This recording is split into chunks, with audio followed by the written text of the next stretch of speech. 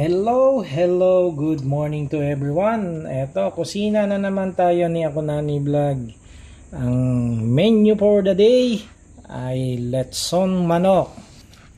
Ayan, ito yung mga ilalagay nating palaman sa loob. But before that, unahin na natin itong hinarvest natin na tanglad. Other name nito is salay. Okay, so nahugasan na rin natin to. Ganito lang to guys. Ayan, squeeze natin. Okay. Hanggang sa makagawa tayo ng mabilog natin na ganyan. Ayan, di ba? Yung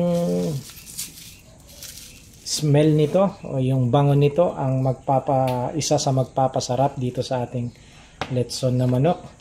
So continue natin. Ayan. Let's put it inside. Pasok natin sa loob. Ayan. Mahirap din siyang ilagay dahil medyo maliit yung area na dapat lagyan. Okay. Ito na yung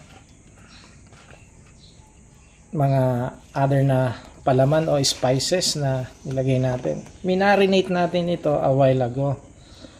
Ito na. Continue na lang natin tong paglalagay ng palaman o mga spices sa loob niya.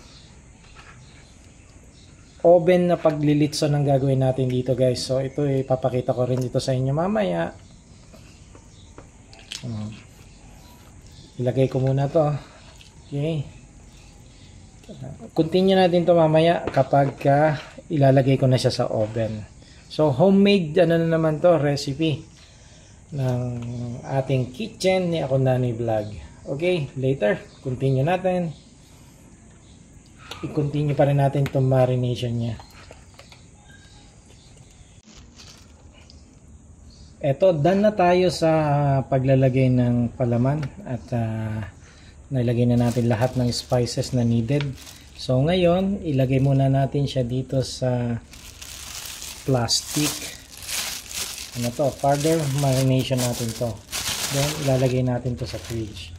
At the same time, yung natirang leftover na marinated sauce niya is ilagay pa rin natin. So another recipe to ni Ako Nani Vlog. And close natin. Then final wrap. And lagay na natin to sa fridge. Okay. Thank you.